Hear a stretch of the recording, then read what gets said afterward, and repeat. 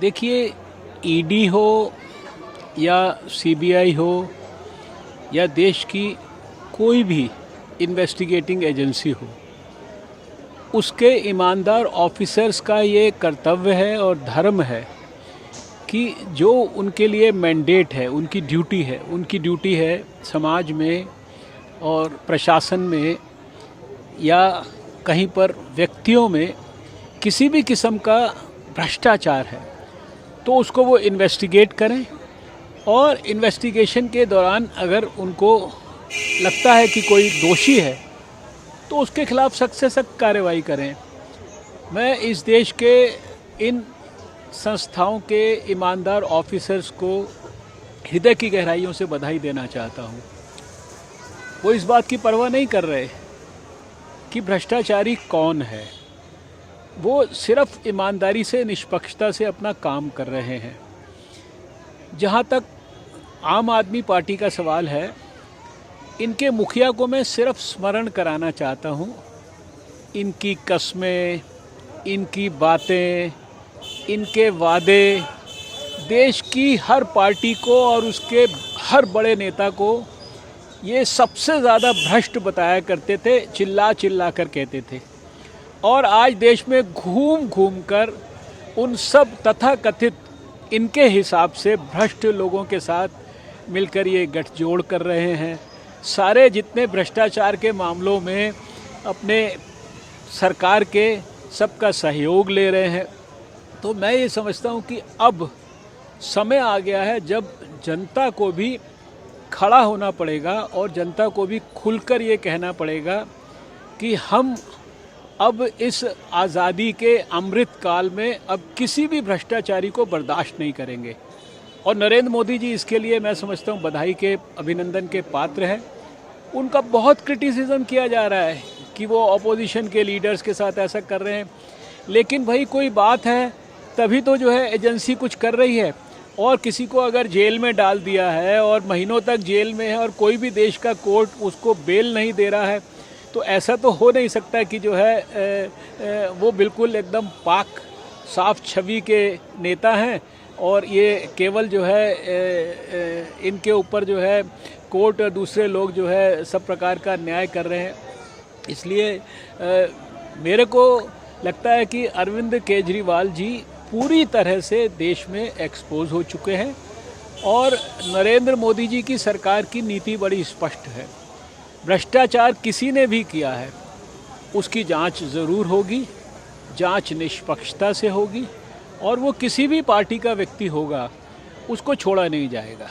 राघव चड्ढा ये कह रहे हैं। देखिए, ऐसा है कि ये जो इनके नेताओं के ऊपर भ्रष्टाचार के आरोप हैं, जिनके बारे में भारतीय जनता पार्टी इतने विस्तार से सारे देश के सामने कई बार रख चुकी है, उसके बारे में कुछ नहीं कहते हैं। शराब मंत्री के कंटेक्स्ट में बात करना शुरू कर देते हैं, शिक्षा मंत्री हैं वो। फिर दिल्ली के स्कूल के बच्चों को किस तरह से इन्होंने जहर भरा, उनके मन के अंदर कैसे झूठी झूठी चिट्ठियां उनसे लिखवा रहे हैं, स्पॉन्सर्ड एक्टिविटी करा रहे हैं। तो इधर उधर की बात करने से और एकदम जिसे कहते हैं झूठ की पराकाष्ठा।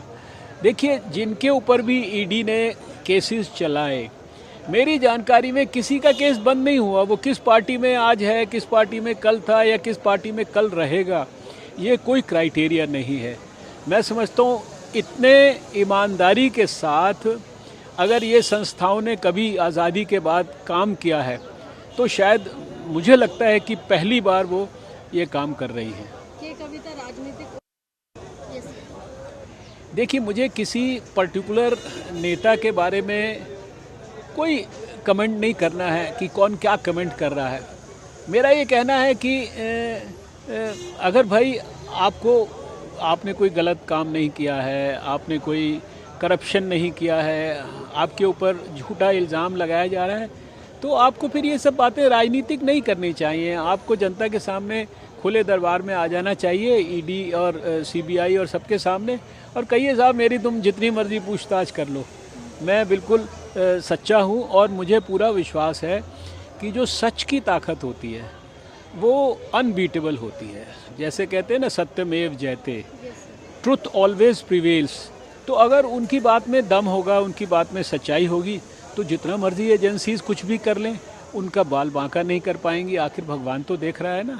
नीतीश कुमार कह रहे हैं छापे पड़ रहे हैं कि अब देखिए, इतने सारे लीडर्स, इतने पुराने सीनियर लोगों के कमेंट्स के ऊपर मैं कोई कमेंट नहीं करना चाहता, लेकिन अब मैं ये समझता हूँ कि देश की जनता ने 10 वर्ष से, लगभग 9 वर्ष से ऊपर होने जा रहा है, प्रधानमंत्री नरेंद्र मोदी जी का ईमानदार प्रशासन, उनकी निष्पक्ष छवि और वो कितनी गहराई और गंभीरता से अपना समाज धर्म, मानव धर्म, राष्ट्र धर्म उसका पालन करते हैं, ये सब लोगों ने देख लिया है। उनकी गरीब कल्याणकारी नीतियों को देख लिया है।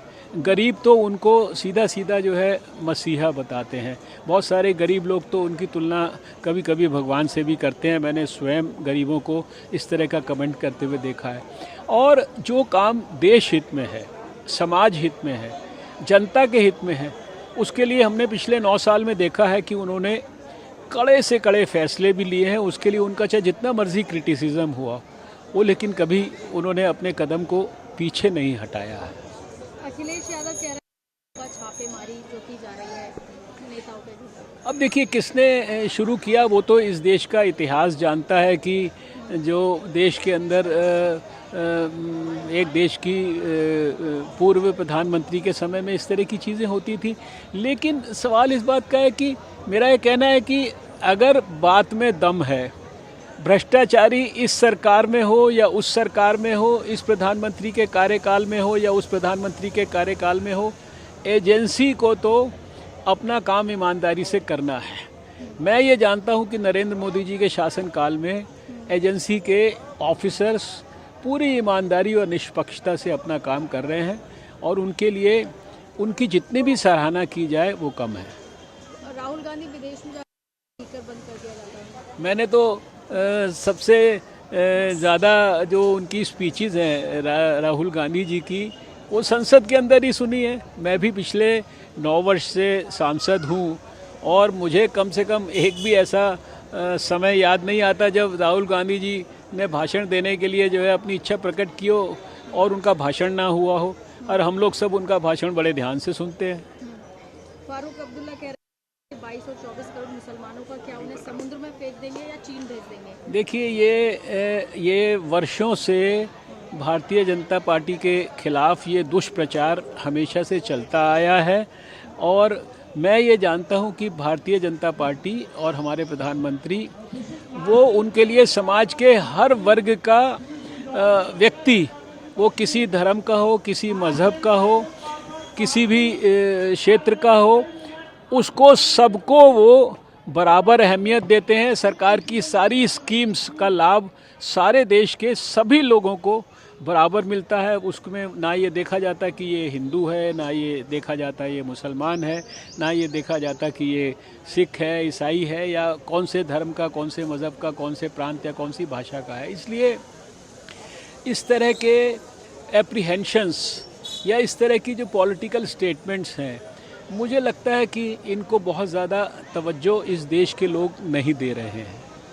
सर, राजस्थान में भी उनको लेकर भी कि सचिन पायलट हो या अशोक गहलोत आमने सामने दोनों एक ही राजनीतिक पार्टी के। देखिए, अभी दूसरी पार्टी के अंदर नेता क्या कर रहे हैं, उनकी अपनी इंटरनल क्या डायनामिक्स है, क्या उनका अपने बातचीत का डायमेंशन है, उसके ऊपर मैं कोई कमेंट नहीं करना चाहता। वो उनका अपना पार्टी का निजी मसला है, उनकी अपनी व्यक्तिगत विचार है और उसके संदर्भ में उनकी क्या योजनाएं हैं, क्या वो कर रहे हैं, उसके लिए डॉक्टर हर्षवर्धन को कुछ कहना नहीं है। तो पुलवामा में पर वो जो हुआ विधवाओं के साथ तो मारपीट की गई जब वो प्रदर्शन कर। देखिए, स्वाभाविक है, देश में कोई भी हो, किसी भी राजनीतिक दल का हो और ख़ासकर जो सार्वजनिक जीवन में काम करता होगा, वो अगर किसी भी इस तरह की हमारी ऐसे लोग जिन्होंने हमारे देश के लिए अपने प्राणों को न्यौछावर कर दिया, उनकी विधवाओं के साथ अगर दुर्व्यवहार होगा तो हर एक आदमी की आत्मा दुखी होगी। मेरी भी दुखी हुई है। शुक्रिया सर, थैंक यू। नमस्कार, मैं हूं मानक गुप्ता। अगर आपको हमारा ये वीडियो पसंद आया हो तो इसे लाइक और शेयर जरूर करें और हाँ, हमें सब्सक्राइब और फॉलो करना ना भूलें ताकि आप देश और दुनिया की कोई खबर मिस ना करें। तो जुड़े रहिए हमारे साथ और देखते रहिए न्यूज़ 24।